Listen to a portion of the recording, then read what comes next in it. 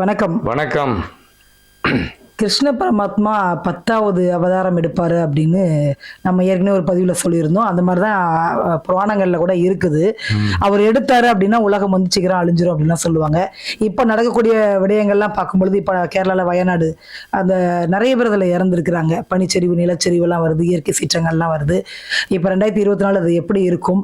உண்மையிலே வந்து கிருஷ்ண பரமாத்மா வந்துட்டு அவதாரம் எடுத்துட்டாரா? என்ன நடந்துட்டு இருக்குது?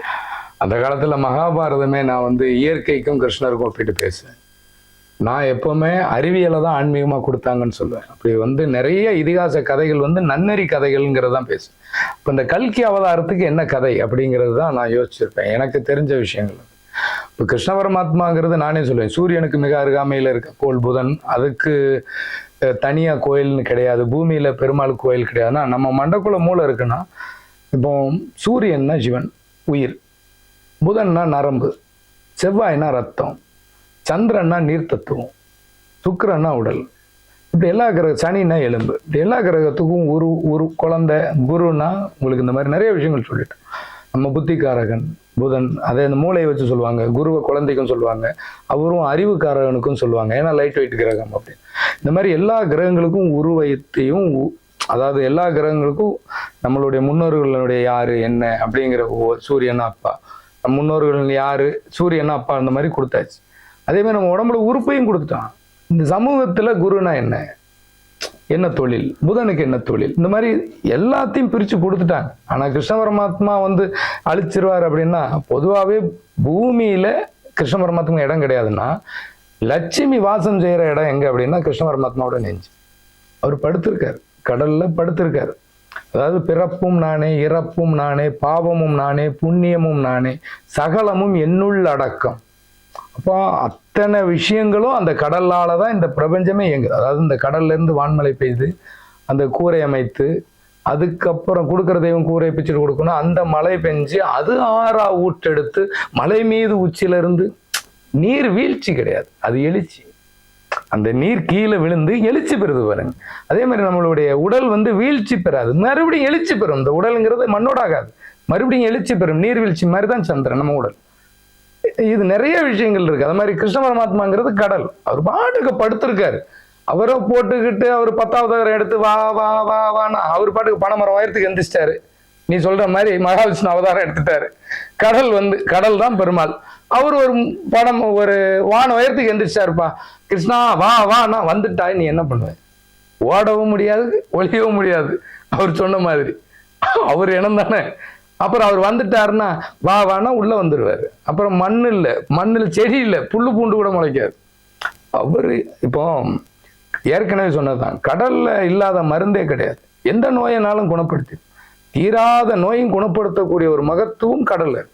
ஆக்சிஜன் உற்பத்தி ஏற்கனவே நிறைய பேசியிருக்கேன் கடலை பத்தி. அந்த கடல்ல நீ போய் அந்த எந்த நேரத்துல போய் குளிக்கணும், யாரு எப்ப குளிச்சா அவன் நோய் தீருங்கிற வரைக்கும் ஜாதகத்துல இருக்கு. அதை பார்த்து அதை சரி பண்ணு. அதாவது அமிர்தத்தை பகிர்ந்து கொடுக்கறது யார் அப்படின்னா கிருஷ்ண பரமாத்மா.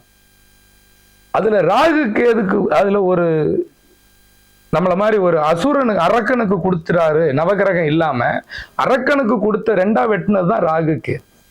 அப்ப நம்ம முன்னோர்கள், அப்ப மனிதனுக்கும் அந்த அமிர்த கலசம் கடல்ல இருக்குங்கிற இப்படி. அப்போ இது 10வது அவதாரம் கல்கி அவதாரங்கிறத விட இது கல்வி அவதாரம். இந்த உலகம் கல்வியால் அழியும். இந்த மூளைய, இப்ப உப்பு இருக்கு கடல்ல, நோயற்ற வாழ்வே குறையற்ற செல்வம். இந்த உப்பு நோயற்ற வாழ்வே குறை. இந்த உப்பு நம்ம சாப்பிட்ற சாப்பாட்டுல கொஞ்சம் அதிகமா போனா நம்ம நிலைமை என்ன? சாப்பிட முடியாது. அதே மாதிரி செல்வம் தேவைக்கு தான். நீங்க கடல் அளவுக்கு செல்வத்தை கொடுங்க, அப்ப அது என்ன ஆகுது? திங்க முடியுமா முதல்ல? அப்ப அந்த உப்பே உனக்கு வியாதி ஆயிடும். ஆந்த லட்சுமிக்கு வாங்கணும், வீட்டுல ஆந்த படத்தை வாங்கி வச்சிரு, பணம் கொட்டிடும். அந்த காலத்துல வீட்டை சுத்தி வர்றது ராத்திரி நேரம், அதுக்கு மட்டும் தான் கண்ணு தெரியும். அது கத்தி காட்டி கொடுக்கண்டே ஜாக்கிரதையாரு அப்படின்னு. நோயற்ற வாழ்வே குறையற்ற செல்வம், மக்களை காப்பாற்றக்கூடிய இடத்துல லட்சுமியை வச்சா அது இதயம் அப்படின்னா என்ன அர்த்தம்? அப்ப அந்த இதயத்துக்கு உண்டான அந்த இதய துடிப்பு நின்று போச்சு. அப்ப அந்த விஷயத்தை உணர்த்துறது அந்த. அப்போ அதை லட்சுமிக்கு வாங்கணும் வச்சா, ஆந்த படத்தை வீட்டுல வைங்க, ஆந்தையை பார்த்தா நல்லது. நான் ஏன்டா நரராத்திரி சுடுகாட்டுக்கு போம்? அதே கெட்டது உணர்த்துது. நான் என்ன பாதுகாக்கிற வழியை பார்க்கணுமா? அதாவது நீங்க என்ன சொன்னாலும் அதுக்கு ஒரு பரிகாரம் சொல்லிடுவான். ஏன்னா இன்னைக்கு அவனுக்கு அதான் தெரியும். அப்போ அந்த செல்வங்கிறது எனது உப்பு. அப்போ மூளை அப்படிங்கிறது நம்ம அந்த காலத்துல கணக்கு வழக்கு வாயில போட்டோம், கால்குலேஷன் இல்லாம எல்லாத்தையும் கூட்டி கழிச்சு பார்த்தோம். ஒரு 10 செடி பேர் இன்னைக்கு படிச்சவன்ட்ட கேட்கலங்க தெரியாது, இதனுடைய தன்மை என்னன்னு தெரியாது, எதுவுமே தெரியாது. அப்போ நமக்கு அந்த செல்வங்கிறது தேவைன்னா மூளை அளவா தான் பயன்படுத்தணும். இந்த மூளையை பயன்படுத்தி மனிதனுக்கே கட்டுப்படாத நிறைய விஷயங்களை உண்டு பண்ணிட்டீங்க. ரோபோட்ல இருந்து எதுவுமே உங்க பேச்சை கேட்கற கதிரலைகள் வரைக்கும் உங்களை பாதிக்கும்னு தெரிஞ்சே நீங்க அந்த மூளையை பயன்படுத்தி நிறைய யூஸ் பண்ணிட்டீங்க. அளவோடு உண்டால் வளமோடு வாழலாம்னா எதையும் அளவோட பயன்படுத்தணும். அளவுக்கு மிஞ்சினா அமிர்தமும் நஞ்சுன்ட்டான். நீ வளர்ச்சி வளர்ச்சி வளர்ச்சி வளர்ச்சின்னு கொண்டு போறதெல்லாம் உன்னை வீழ்ச்சி. அப்ப கல்கி அவதாரங்கிறது கல்வி அவதாரம், உன்னை கொண்டுடும். உன்னுடைய அறிவின் மேம்பாடு அழிவின் மேம்பாடு. போதும் என்ற மனமே பொன் செய்யும் மறந்து, எதுவுமே கொஞ்சமா இருக்கணும். அப்போ ஒரு சில விஷயங்கள்லாம் கடல்ல போயிட்டு சில சமூகத்தினர் சந்தியாவதனம் பண்ணணும். காலையில 5 மணிக்கு சந்தியாவதனம் பண்றது என்ன அப்படின்னா, தன்னுடைய மூதாதையர்களுக்கு பண்றது. கடல் நீர் கெடுமா? எல்லாம் எண்ணுள் அடக்கம்னு சொல்லிட்டாரு. பிறப்பும் நானே, இறப்பும் நானே, பாவம் நானே, புண்ணியம் நானே, சகலமும் எண்ணுள். மழை பெஞ்சு எல்லாத்தையும் உருவாக்குறதுல இருந்து, ஆக்கல்ல இருந்து, அழித்தல்ல இருந்து எல்லாமே நான் தான், அந்த மூளை. அப்போ அவ்வளத்தையும் உருவாக்குற கடல் கெடுமா? எதை கொண்டு போய் கலந்தாலும் கெடாது. அப்போ கிருஷ்ண பரமாத்மாங்கிறது நீ என்ன கொண்டு போய், நீ உனக்கு என்ன பிரச்சனையா தான் அந்த கடல்ல குளிச்சுன்னா சரியாயிடும். அவர் 10வது அவதாரம்னா அவர் பாட்டுக்கு படுத்திருக்காரு, விட்டுரு. நீ பெருமாளை கும்பிடணுமா, கடல்ல போய் பூவை தூவி அந்த கடல்ல எதை முடிஞ்ச வரை கெட்டதை கலக்காம அதுக்கு நன்மை பண்ணினா போதும். அவர் உனக்கு தேவையானது கொடுத்துருவாரு. அந்த மூளை கரெக்டா வேலை செய்யும். மூளையை பயன்படுத்தணும். அதை விட்டுட்டு அவர் 10வது நிலச்சரிவு பனிச்சரிவுங்கிறது இயற்கையில் நீ விஞ்ஞானத்தை மிஞ்சியது மெய்ஞானம்.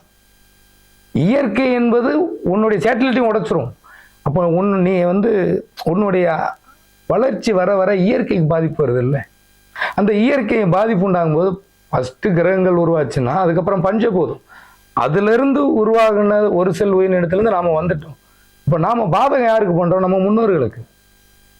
நம்ம முன்னோர்களை அடிக்க அடிக்க அடிக்க அடிக்க நம்ம முன்னோர்களை மொத்தமா அழிக்கும் போது அதுல நாமளும், அதாவது நம்ம காலுக்கு கீழே நாம தான் குழி தோன்றங்கிறதே தெரியல. இதுல கிருஷ்ண பரமாத்மா தனியா இங்க வருவாரு, அது உனக்குள்ளதான் இருக்காரு மூளையா. நீ அவரையும் சேர்த்தான் அழிக்கிற. அவர் பாட்டுக்கு படுத்துட்டு வாடா ராஜான்ருவாரு. அதுக்கப்புறம் பல மில்லியன் ஆண்டுகளுக்கு அப்புறம் மறுபடியும் குரங்குல இருந்து அப்பவும் அந்த குரங்கு புத்தி போவாது. எப்படி நம்ம திருந்துவோமா? முதல்ல வாழ்க்கையில ஜாதகம்ங்கிறது, முதல்ல வாழ்க்கையில என்ன கெட்டு போயிருக்கு, உன் வாழ்க்கையில என்ன நடக்கணும், உனக்கு என்ன நடக்க இருக்கு, அதை மாத்துறதுக்கு என்ன வழி? அதாவது ஜாதக கட்டங்கிறது உன் வாழ்க்கையில ஒரு பெரிய அங்கம். அதை வச்சு உனக்கு தேவையான எந்த விஷயத்தையும், தீராத நோயை தீர்க்க முடியும், உன்னுடைய வாழ்க்கையை மாற்ற முடியும், இருக்கிற பிரச்சனையை சரி பண்ண முடியும். இந்த திருமண பொருத்தம் அது இதுங்கிறதுல இப்போ கல்யாணம் பண்ணணும் அப்படின்னா 10 பேர்த்த விசாரிச்சு 10 பேர் சபையில சுயம்வரம் இந்த மாதிரி அந்த காலத்துல இருந்து எந்த பிரச்சனையும் வரலையே. இப்போ நம்ம தமிழ்நாட்டை மிகப்பெரிய நிலப்பரப்பு அப்படின்னா தமிழ்நாடு ஃபுல்லா உங்களுக்கு தெரியும். இதுல ஆண்டது பாண்டிய மன்னர்கள் தமிழ்நாட்டை மட்டும். இதுல சேர மன்னன் தான் நிலப்பரப்பு பெருசு அப்படிம்பாங்க. ஆனா பாண்டிய மன்னனுடைய நிலப்பரப்பு இந்தியாவோட பெருசா குமரிக்காண்டம் கடலுக்குள்ள இருக்கு. குமரிக்காண்டம் கடலுக்குள்ள இருக்கு. அவ்வளவு பெரிய இந்தியா அளவுக்கே உள்ள போயிட்டு தமிழ்நாடு போறதுக்கு எவ்வளவு நேரம் ஆகும்? அதனால சும்மா போட்டு அவரை வான்னு கூப்பிடாத. முடிஞ்ச வரைக்கும் இயற்கைக்கு பாதகம் பண்ணாம, செயற்கையை வளர்க்காம, இயற்கை உணவுகளையும் இயற்கையும் வளர்த்தா மட்டும்தான் கிருஷ்ண பரமாத்மா விடுவார். நெருப்பு, நிலம், நீர், காற்று, ஆகாயங்கிற பஞ்சபூதத்துக்கு அவர் ஓனர். சும்மா போட்டுக்கிட்டு அவரை பஞ்சபூதத்தை அழிச்சிட்டு கிருஷ்ணா காப்பாத்தினா உன்னை கொண்டுருவான். அவன் யாரையும் பார்க்க மாட்டாரு. கடைசியில சிரிச்சுட்டு தர்மத்தை காத்தேன் அப்படிம்பாரு. உனக்கு அது தேவையாது. அவர் பாட்டுக்கு விட்டுருக்க, அப்படி விட்டுரு. ஆட்கள் அழித்தல், ஆக்கல் அழித்தல், காத்தல். அழித்தல் உயிரையும் உணவையும் அழிக்கும் சிவபெருமான். பிரம்மா படைத்தல், இது அத்தனையும் காத்தல் அவரு. அப்படின்னா தர்மத்தை கர்ணனையே அவர் கொண்டாரு. அப்படின்னா செஞ்சோட்டு கடனை சேரக்கூடாத இடத்துல சேர்ந்தா எவனாலும் கொண்டுடுவாரு. நீ நான் அப்படிலாம் கடைசியில் சிரிச்சுட்டே சொல்லுவார், தர்மம் வெல்லும் அப்படின்னு. எவ்வளவு பெரிய அதாவது மகாபாரதத்துல அவ்வளவு பலசாலிகள் இருந்து ஏன் உங்களுக்கு அந்த 5 பேரை ஜெயிக்க முடியலன்னா அது பஞ்சபூதங்கள். இயற்கையை ஒருபோதும் எவராலும் வெல்ல இயலாது. உன் செயற்கை உன்னை அழிக்க அழிக்க ஒரு ஸ்டேஜுக்கு மேல அது இயற்கையை பாதிக்கும் போது கொஞ்சம் கொஞ்சமா அழிய வேண்டாம், நானே மொத்தமா மூடிடுறேன் அப்படின்னு அழிச்சு. அப்போ அந்த கடல் மண் மறுபடியும் வேற கடலாகி அந்த மண் மறுபடியும் பல வருஷங்களுக்கு அப்புறம் கொஞ்சம் தன்மை மாறி அதுக்கப்புறம் அது உனக்கு விளைச்சல் கொடுக்கறதுக்கு எதுக்கு இந்த வேலை? அதுக்கு இருக்கிற இயற்கையை முடிஞ்ச வரைக்கும், அதாவது நம்ம உடம்புல உயிர் போயிடுச்சுன்னா திருப்பி அந்த உயிர் ஒட்டாது அப்படிங்கிற உயிர் வந்து தலை வழியா போகும், காது வழியா போகும், தொப்புள் வழியா போகும். உயிருங்கிறது எண்ணற்ற அணுக்கள் இருக்கு. என் 3/4 அணுக்கள் செத்தாலும் எனக்கு அணுக்கள் எண்ண முடியாதுங்க, அவ்வளவு உயிர் இருக்கு. உன்னால அணுக்கள் எண்ண முடியுமா? ஒரு அணுவிலே உலகம் சுத்துதுன்னா எண்ணற்ற அணுக்கள் இருக்கிறது மனிதன். அரிது அரிது மானிடராய் பிறத்தல் அரிது. 300 கிராம் மூளையில உலகத்துக்கு மேல கீழே என்ன இருக்குன்னு கண்டுபிடிச்சிடறல. உனக்கு என்ன குறைங்கிறது கண்டுபிடிக்கிறதுக்கு இன்னொருத்தன் கையேந்திர. ஐயா எனக்கு வாழ்க்கையில பணம் வேணும், தொழில் வேணும்னு நீ அடுத்த மட்டும் ஏந்திர. இதை பயன்படுத்து. உனக்கு என்ன தேவைங்கிறது உன்னை உணரு, தெரிஞ்சிடும். தெரியலையா, உன்னை படைச்சவன் உன் முன்னோர் கேளு. அதுக்கும் உனக்கு கிருஷ்ண பரமாத்மா தான். நான் கிருஷ்ணரை ஏன் வந்து பூமியில இல்லைன்னு சொல்லுவேன்னா, அவர் பூமிக்குள்ள வந்தா பூமி தாங்க, பூமி கீழே நீர் தான். அவர் இல்லாத இடம் கிடையாது. நம்ம உடம்புல பூமியில் நீர். அதனாலதான் பெருமாளுக்கு தங்கை சந்திரன், சக்தி சுக்கிரன், எங்க போனாலும் அந்த ஆள் இருப்பாரு. நம்ம உடம்புல கண்ணுக்கு தெரியாத அந்த கண்ணுல கூட நரம்பு இருக்கும். நல்லா பார்த்துங்க. ஒருத்தனுக்கு புத்தி சுவாதீனம் இல்லை, அவங்ககிட்ட போய் உறவை பத்தி பேசினா தெரியுமா? உணவை பத்தி பேசினா தெரியுமா? வளர்ச்சியை பத்தி பேசினா தெரியுமா? வீழ்ச்சியை பத்தி பேசினா தெரியுமா? அதனாலதான் பித்தம்போக்கு சித்தம்போக்கு சிவம்போக்கு. செத்தவனும் பித்தனும் ஒண்ணு.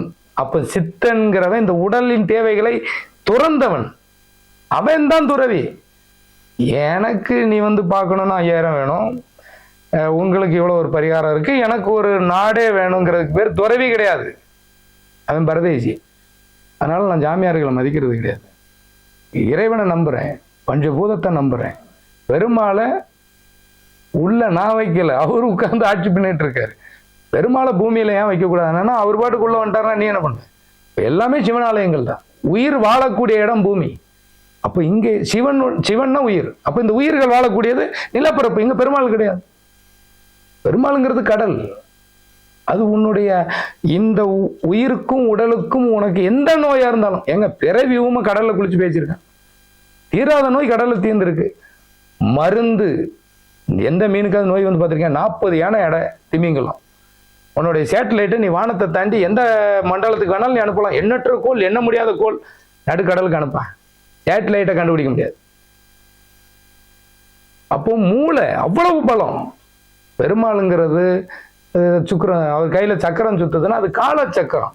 சும்மா போட்டு உள்ளவான்னா அப்புறம் எந்த சக்கரமும் சுத்தாது. உனக்கு 7 சக்கரம் மேல கீழே நிறுத்தினா எல்லாம் தெரியும். அந்த சக்கரம் மொத்தமும் நின்று போவோம். அவரை விட்டுரு, அவர் பாட்டுக்கு படுத்திருக்கட்டும். போய் சிவனேன்னு தொட்டு கும்பிட்டுட்டு குளிச்சுட்டு வா. காலையில 4 to 6 நம்ம அணுக்கள் இயங்கும். பூர்வீக மண்ணை மிதி. நம்ம உடம்புல எந்தெந்த அணுக்கள் இயங்காம இருக்கோ, அது நெகட்டிவா இருந்தாலும் பாசிட்டிவா இருந்தாலும் அந்த மண்ணை மிதிக்கும் போது அது இயங்கும். அதுக்கப்புறம் அதுல போய் நீ குளிக்கும் போது, கடல்ல குளிக்கும் போது நம்ம உடம்புல இருக்கிற நெகட்டிவ் பூரா கடல் வெளியில தள்ளிடும்.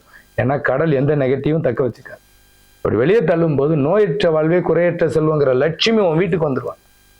அதுக்கப்புறம் உனக்கு உடம்புல எந்த நோய் நொடியும் இல்லைன்னா நீ 100 ரூபாய் சம்பாதிச்சாலும் மிச்சம் தானே. அப்போ உன்னை எல்லாமே பாரம்பரியத்துல இருக்கு. வெத்தலையை கொண்டு நானும் பாக்குறேன் நிறைய பரிகாரம். ஒவ்வொரு ஆளைக்கும் ஒரு வெத்தலையை விடு, ஒரு பாக்க விடு, கடல்ல கொண்டு போய் இதை விடு. முதல்ல ஒன்ன விடணும். எவெல்லாம் பரிகாரம் சொல்றானோ அவனை கொண்டு போய் கடல்ல விட்டுறணும். இறைவனை தனியா கொடுக்க கூடாதுன்னு தான் தாய் தந்தையை படைச்சு குடும்பம்னு படைச்சு ஒரு வீடு, குடும்பம் ஒரு கோவில், 10 குடும்பம் சேர்ந்தா உன் குலம், 10 அந்த குலம் ஒன்றா இருக்கிற இடம் தான் ஊருன்னு கொடுத்து, அந்த ஊருக்குள்ள அந்த உடல் அழிந்தாலும் அந்த உயிர் அங்கேயே வாழும்.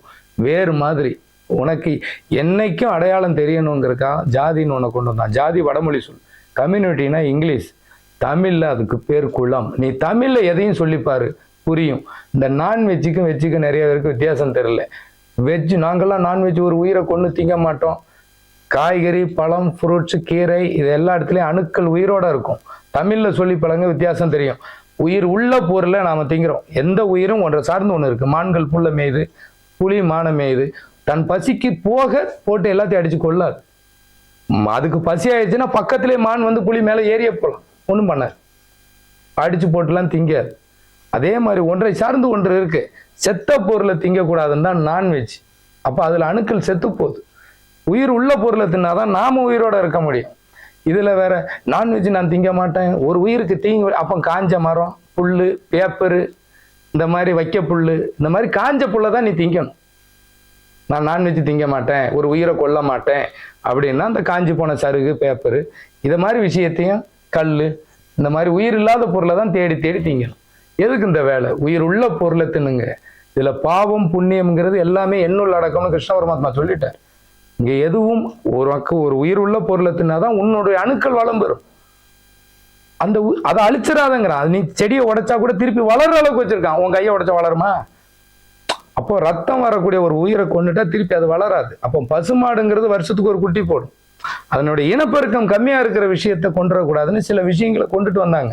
மனித வாழ்வுக்கு எதெல்லாம் அங்கமோ அதெல்லாம் பாதுகாக்க சாமி, அந்த சாமி கிட்ட அது வாகனம், இப்படி எல்லாம் வச்சு கொண்டு வந்தா அதுக்கும் ஒரு பரிகாரம். வா, பரிகாரத்திலே உலகம் பாதி அழிஞ்சிரும்.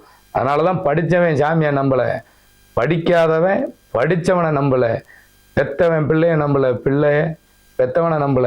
சரியா நிறைய பேர் சொல்றான், பெத்த தாய் தகப்பனை விரட்டி விட்டவன் கூட நல்லா இருக்கானே அப்படின்னு. பெத்த தாய் தகப்பனை விரட்டி விட்டப்ப இவன் நல்லா இருக்கலாம், இவன் பிள்ளை வளர்ந்ததுக்கு அப்புறம் இவனை விரட்டாம இருக்கணும் உன்னால எழுதி தர முடியுமா? எதை விதைக்கிறியோ அதைத்தான் அறுப்ப. இதுதான் இயற்கையின் நீதி, இறைவனின் நீதி. இதுதான் கிருஷ்ண பரமாத்மாவின் தர்மம். நீ விதைக்கிறத அறுக்க போற, நீ எதை விதைக்கிறன்னு பார்த்து விதை. வாழ்த்துக்கள்.